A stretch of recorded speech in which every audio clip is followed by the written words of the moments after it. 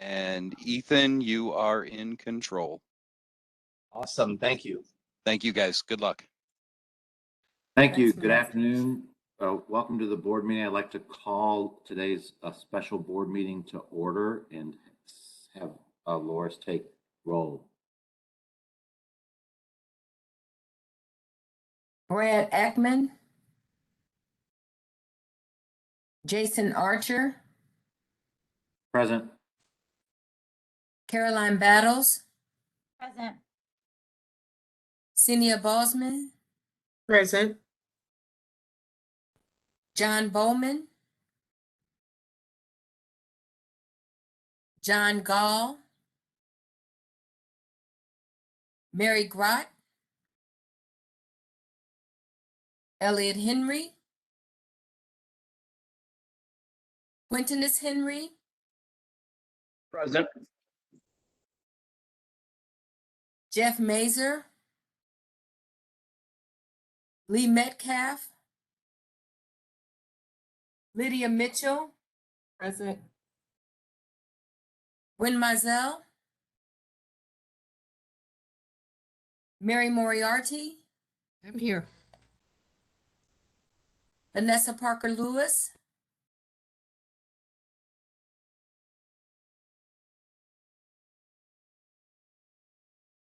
I see Vanessa Parker Lewis. I'm not sure if she just needs to unmute.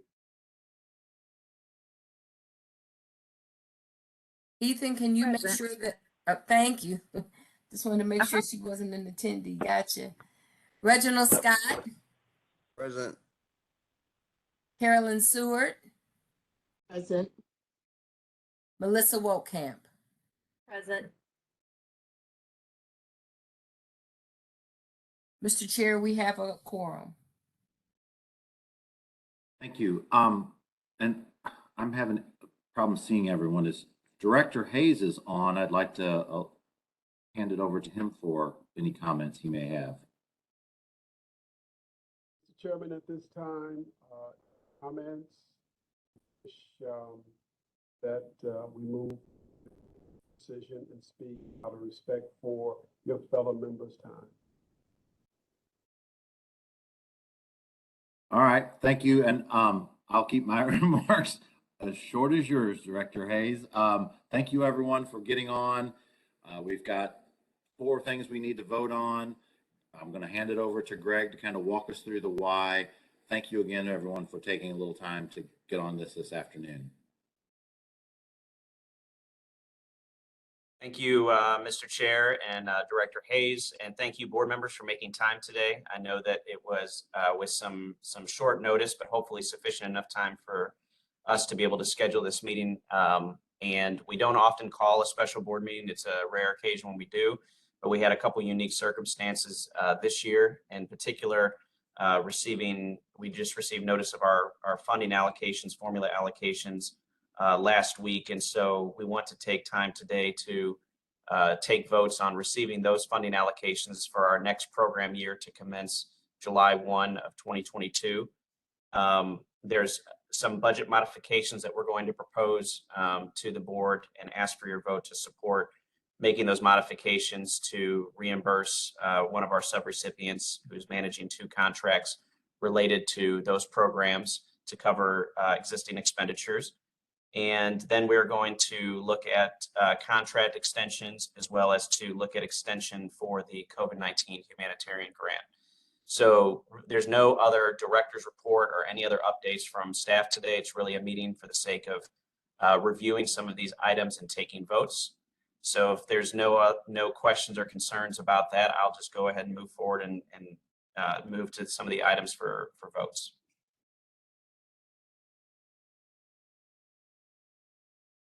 So the first item that we will discuss is the Wioa PY 2022 program formula allocations. These allocations were shared with you in advance of the meeting that you should have received in a small packet. So I'm going to pull up the screen though so that we can have those in front of us. Just give me 1 second.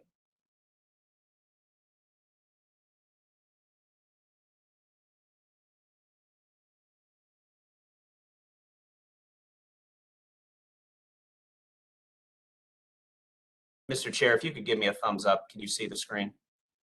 Yes. Okay. All right, so you see the PY20, this is the allocations up in this top portion here, PY 2022 allocations, adult, dislocated worker, and youth. These are the total amounts, and then the adult and dislocated worker are broken down into these two categories here. This is customary, nothing's changed about how these funds are presented or structured. This represents a roughly 9% cut for the St. Louis County Workforce Development Board. Loris, correct me if I'm wrong on that, but I believe it's around a 9% cut based on your analysis that you did. 10%, sir. Straight 10%. across the board. Okay, I'm sorry. So a roughly 10% cut from previous funding allocations that we've had in the past year at least. And this is something that is not particular to St. Louis County. The state has received the same cut, and all local boards across the state of Missouri have received this type of cut, with the maybe exception of one or two regions that may have seen a small increase from what they've normally received. As you all recall, these formula allocations are determined by a formula that's calculated based on areas of concentrated unemployment. So this doesn't reflect anything about St. Louis County's performance related to expenditures or anything like that. It's determined by a formula that the state then is required to implement to determine the allocations that we have. So I think that what we've been told in the past is to continue to expect these types of cuts on a regular basis, on our annual basis. We should continue to look at ways to increase funding opportunities, additional grants that would bring more funding into our region. But we feel that the budgets that we have are still sufficient to provide the services that we need to the community. There's some new policies this year that will allow us some more flexibility when it comes to staffing our work that have been introduced to local boards in the last few weeks. And so that'll be a consideration as we look at exploring how we allocate these funds. But these are the funds that we're asking the board to formally approve us receiving these funds. And then we'll be in the process of initiating the appropriate county council legislation to actually expend the funds. As you all know, we're still operating under current PY21 funds as well. So we're not, ceasing any previous year's funding yet, and moving into these. We're still expending down that money, and then we'll have access to this funding as well once you approve and once it goes through county council legislation. Are there any questions or concerns about the allocations that we received based on my explanation? Greg, this is Celia, not concerns, but I'm just looking at the youth fiscal year 22 and no bridge to fiscal year 23 for that particular category. This is just a question. I'm just curious about that. Yeah, Loris, I think you can explain why the youth category is only assigned the PY 2022 component versus the additional FY 23 that the adult dislocated workers are. Right. The youth funds are issued on a different time frame, so they are actually available as of April 1 until June 30th. So there's no fiscal release of those funds. When you look at the adult and dislocated worker, you'll see that we only get a small portion or a portion of the total amount during the program year, and then we receive the whole amount at the fiscal year, and that's as of October 1st. But the youth funds are available as of April 1st throughout the whole funding period. Thank you.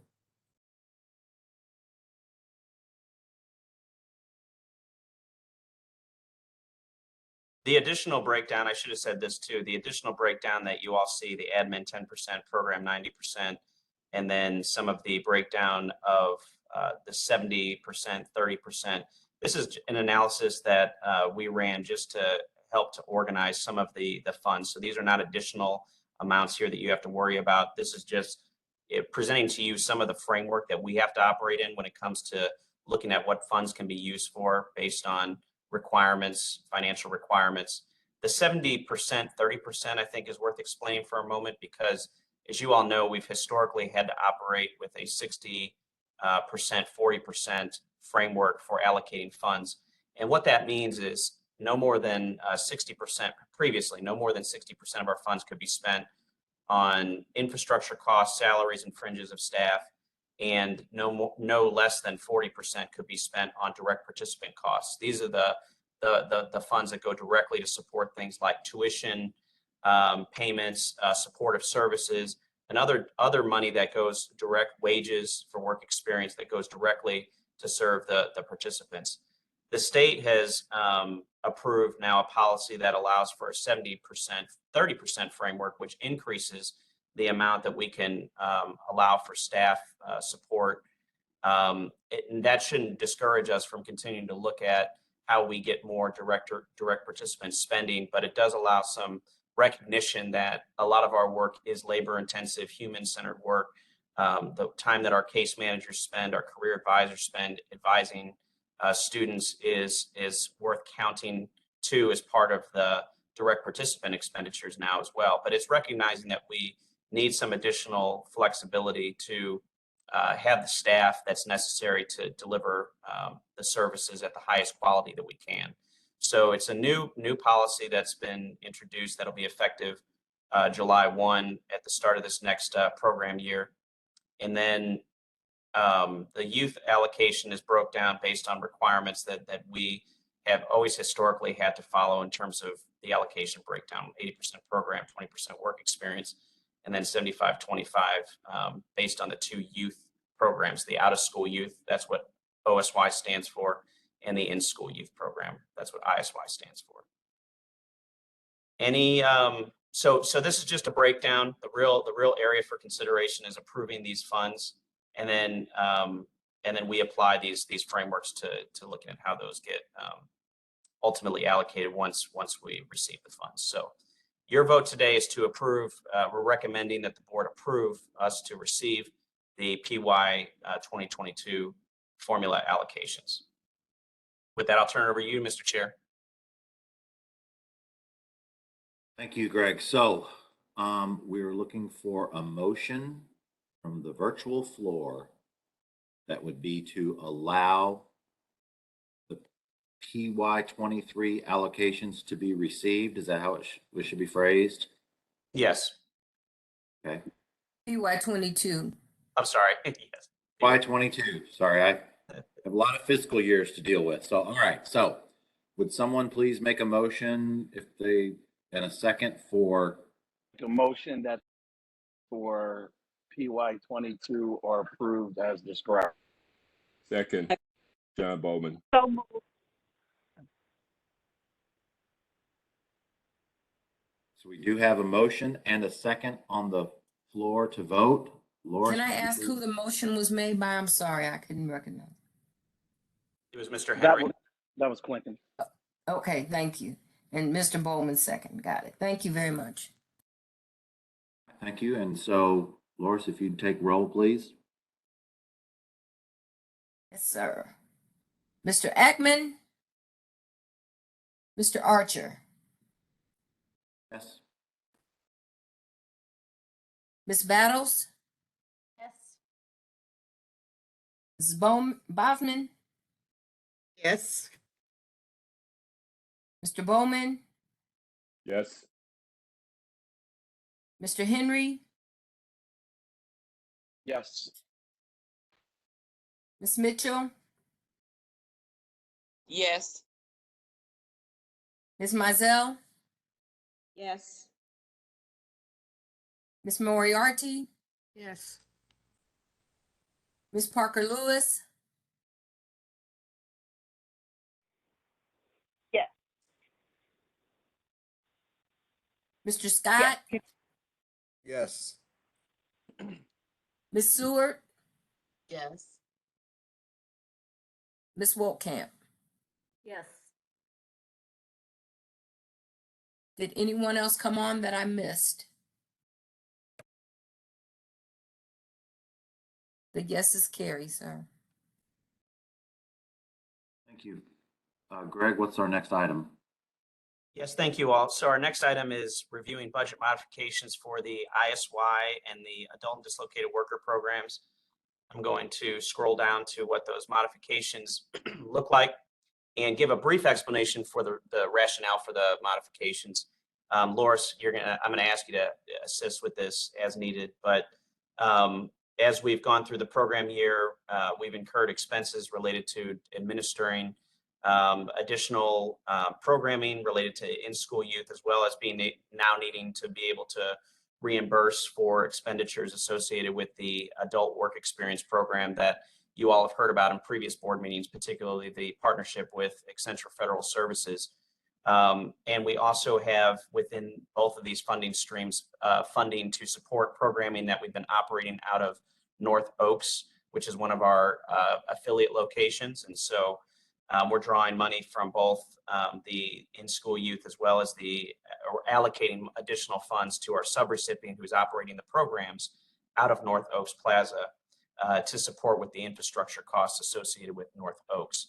And so there's proposed modifications amounts that are captured in the column next to the current budget. And then there's a total amount that you see that will result from the additional amount of funds. And again, these are really meant to cover the expenditures that will be associated up until this point, and then up until the end of June 30th of 2022. So there's some brief description here related to that. Loris, is there anything that you want to add to the reason why we're requesting the modifications, or to further explain this? No, not to add, but willing to answer any questions.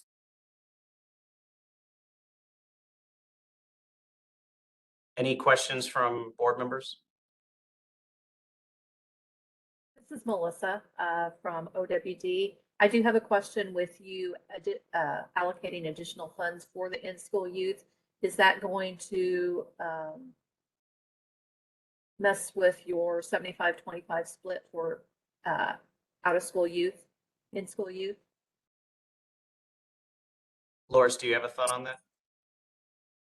I don't. I would have to ask fiscal on that. I know that the majority of these funds are coming from PY20 funds that we were allocated, and so I'm not exactly sure on that, Melissa, but we can check into that. Okay, because but we do have a waiver to do 50-50 for in-school youth, but the region needs to apply for it through the state, so which it's very easy. But yeah, if you'll check on that, just so we can make sure that you're following procedure. We will do that. Thank you.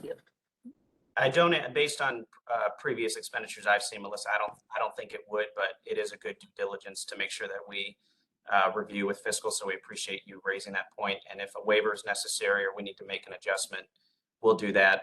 So the board can vote to approve we would recommend that the board vote to approve our ability to make this modification conditioned upon ensuring compliance with policy related to those allocations, as you've recommended, Melissa. I think that would be the motion. I'm not making the motion. I'm just saying that that's how we could structure this. And then we'll certainly notify the board if there's any concern there, but I don't think there is. Perfect. So if there are no further questions, and that was we would call for a motion to allow for the budget modifications within, how did you phrase that, Greg? I want to make sure we get this motion correct. Yes, conditioned upon compliance with state regulations, local and state and federal regulations as it relates to the youth program. Like that. Would anyone like to make that motion? Move that we approve the budget allocation, the budget modifications in accordance with the requirements that Greg just quoted with the state requirements. All right, thank you. We've got a motion now. Thank you, Gwen. This is Caroline, so moved. Second. And we have a second. So instead of restating that motion, we have a motion and a second. Loris, would you please take roll? Yes, sir. Mr. Archer? Yes. Ms. Battles?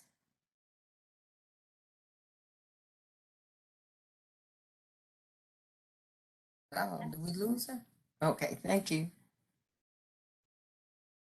Ms. Bosman? Yes. Mr. Bowman, Yes. Mr. Henry, Yes. Ms. Mitchell, Yes. Ms. Mizell, Yes. Ms. Moriarty, Yes. Ms. Parker Lewis, Yes. Mr. Scott, Yes. Ms. Seward, Same. and Ms. Wolkamp. Yes.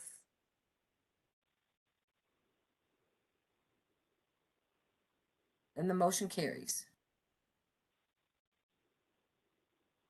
Thank you. Greg, would you like to move to the next item? Yes, thank you.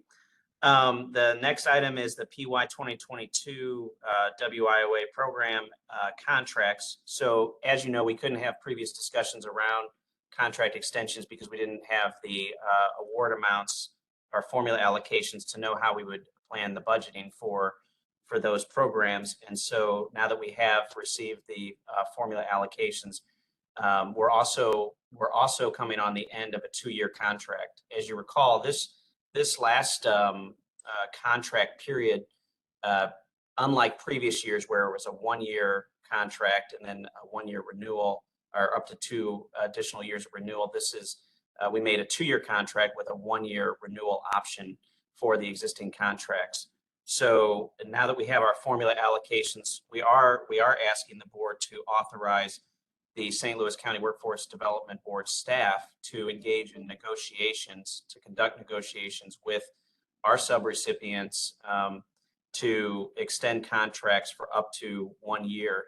And as part of that negotiation and that process, we have to do several things to be in compliance. There's a new substate monitoring policy that's in place that has added some additional components to the process for renewing or for doing essentially programmatic and financial compliance measures. And so part of that is looking at developing a risk assessment and ensuring that we develop budgets with our subrecipients and updating our scopes of work. And so these are the processes. The risk assessment is a component that was introduced or called out in the latest issuance, but it's a good practice in general for our board to look at from a financial perspective and program compliance perspective to assess risks, and then as based on those risks, determine what measures might need to be in place from an oversight standpoint to support the subrecipients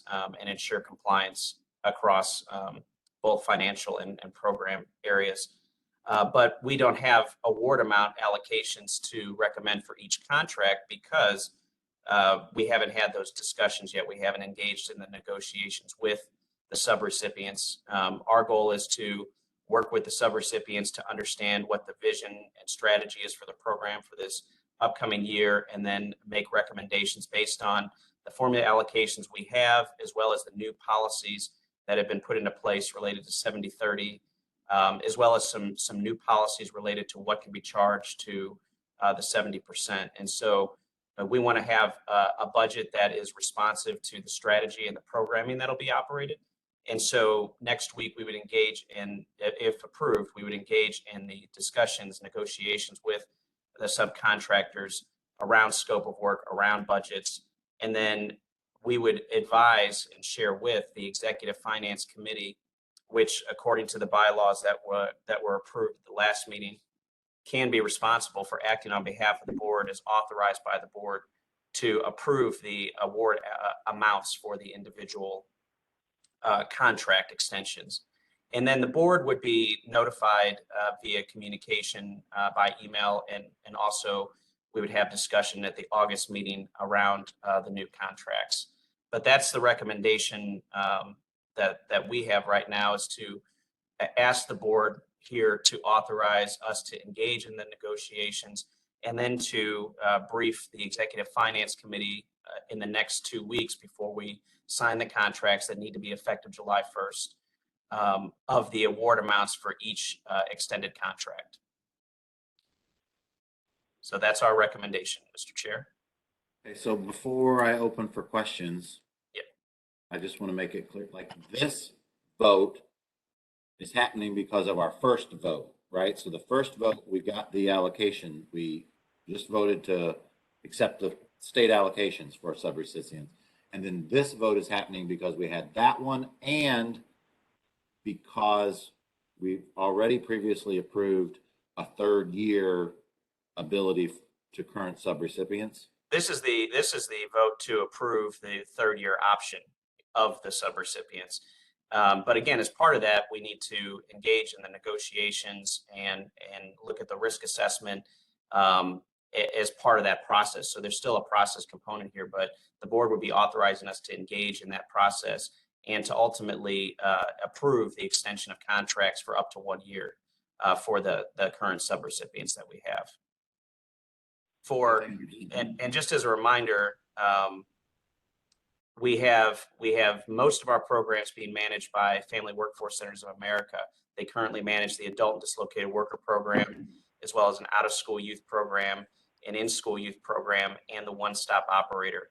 And Employment Connection holds one of the contracts for our out-of-school youth program.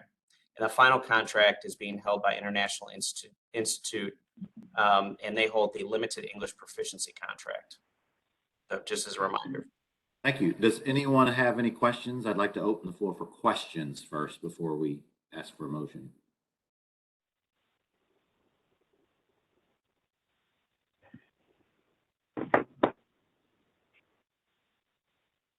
I don't hear questions. So we're in order to make a motion to allow St. Louis County workforce staff to begin negotiations for a third year contract extension for subrecipients, excuse me. And authorize the executive, in addition to that, also authorize the executive committee of the board to be notified and approve the award amounts for those contracts. So move. This is Senia.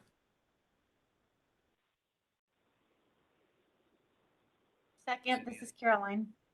Caroline seconded it. Thank you. Loris, would you please take roll? Yes, sir. Mr. Archer, Yes. Ms. Battles, Yes. Ms. Bosman, Yes. Mr. Bowman, Yes. Mr. Henry, Yes. Ms. Mitchell, Yes. Ms. Mizell, Yes. Ms. Moriarty, Yes. Ms. Parker Lewis, Yes. Mr. Scott, Yes. Ms. Seward, Abstain. and Ms. Wolkamp. Yes. Motion carries. Thank you. Greg, you want to cover the final item? Yes, thank you all. The final item is the COVID-19 Humanitarian Grant Program. So we received a communication in May from Donna Brake, the grant manager with the Office of Workforce Development, that local regions have the opportunity to extend the current COVID-19 humanitarian grant for an additional year that would run up until June of 2023. Now, as you recall, this grant has been implemented for 2 years, and we've had previous discussions in board meetings about some of the challenges related to expenditures for this grant. So there are concerns.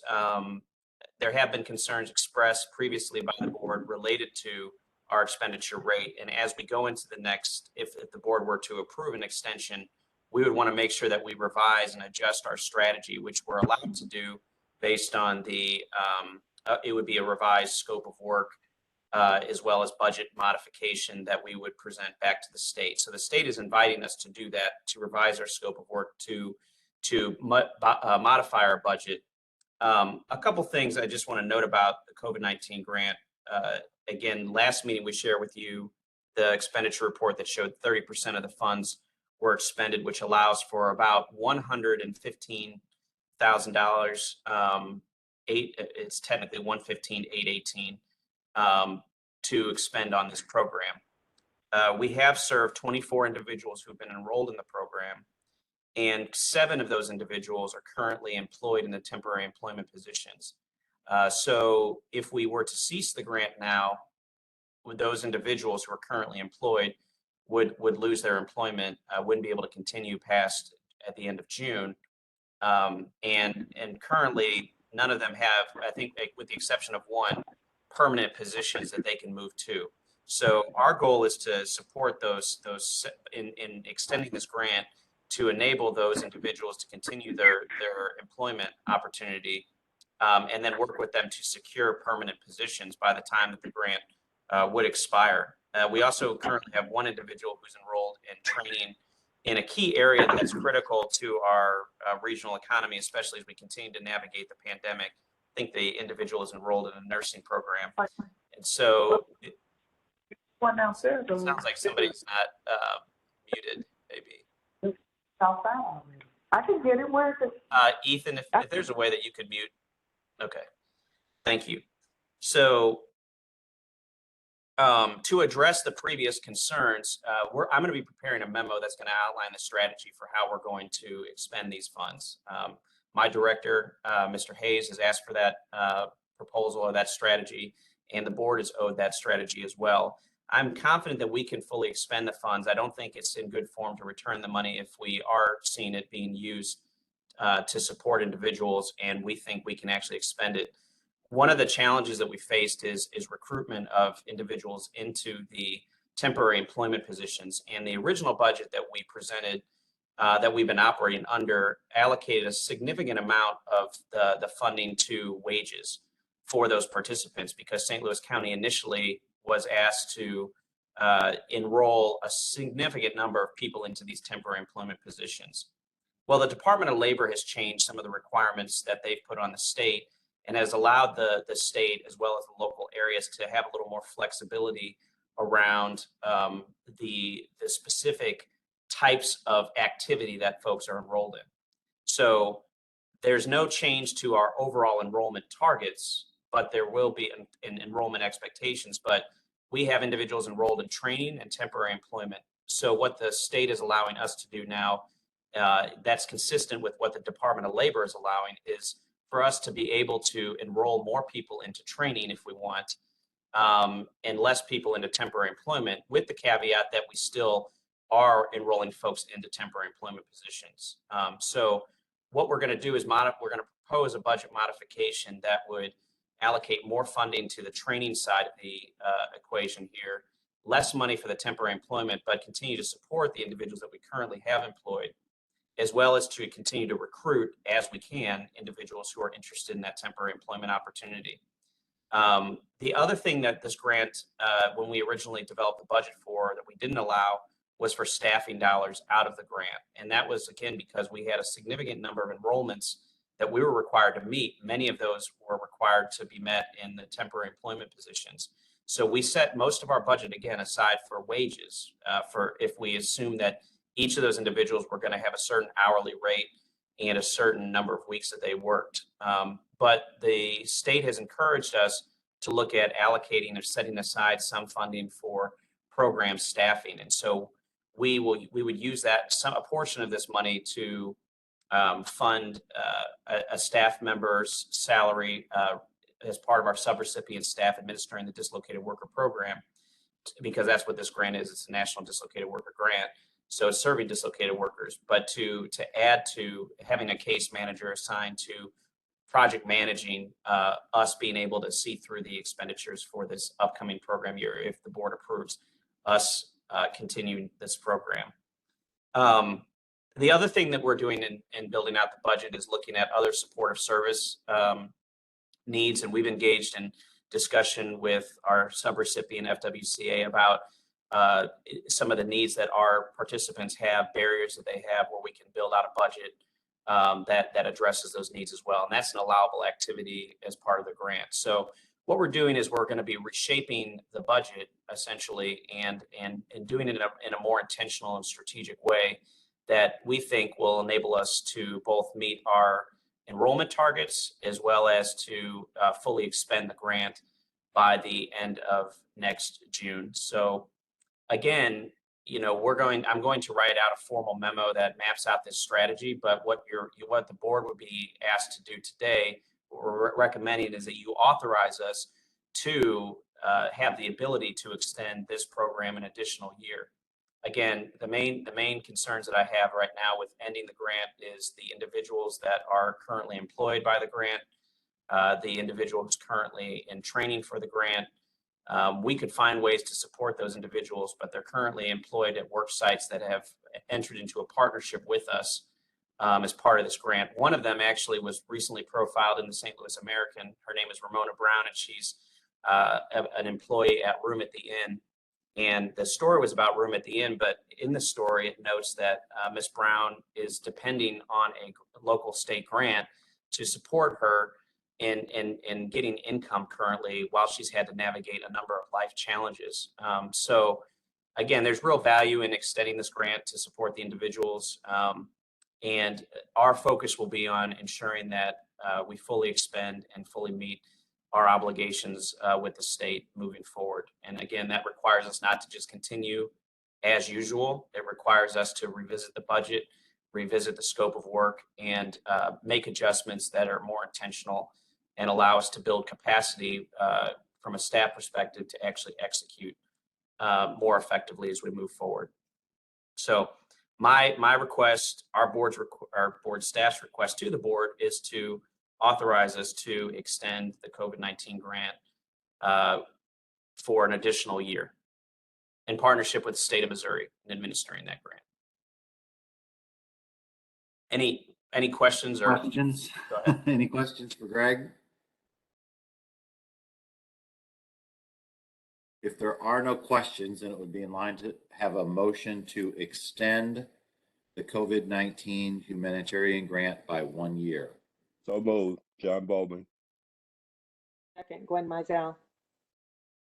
We have a motion and a second. Loris, would you please take roll? Mr. Archer, Yes. Ms. Battles, Yes. Ms. Bosman, Yes. Mr. Bowman, Yes. Mr. Henry, Yes. Ms. Mitchell, Yes. Ms. Mizell, Yes. Ms. Moriarty, Yes. Ms. Parker Lewis, Yes. Mr. Scott, Yes. Ms. Seward, Abstain. Ms. Wolkamp. Yes. And Metcalf is here now as well, and I vote yes. Thank you, Mr. Metcalf. Sorry. It's okay. Sorry for my Thank charges. you. Motion carries, sir. Thank you. I don't think we have any other business posted for this meeting. So before we do a motion to adjourn, I would like to, again, thank everyone for squeezing this in. We appreciate it. Greg, thank you, staff, and Director Hayes for doing the briefing memo. I think it certainly helped me, so I have a one-pager to understand and then can dive into the packet a little deeper. Does anyone else have anything they'd like to comment or say? Mr. Archer, this is Loris. I would, if it's okay. Yes, ma'am. I would just like to report that we have 100% compliance with our bylaws and conflict of interest attestations. All members have signed and returned their form, so we are 100% in compliance with that. Thank you for that, and thank you all board members for keeping us in compliance. Thank you all. You need to thank Loris for being the bird dog that she is. Yeah. Mr. Metcalf, that's our little secret. Fair enough. If there is no other business, can we have a motion to adjourn? So move. Second. Second. Second. All in favor, say aye. All right. Aye. Aye. Adjourned. Thank you all very much. Thank you. Take care, everybody. Bye. Bye-bye. Take care. Take care. Happy Juneteenth, everyone. Oh, yes, Thank- and Father's Day. And And Father's Day. Father's Day. Yes, yes. I'll leave up.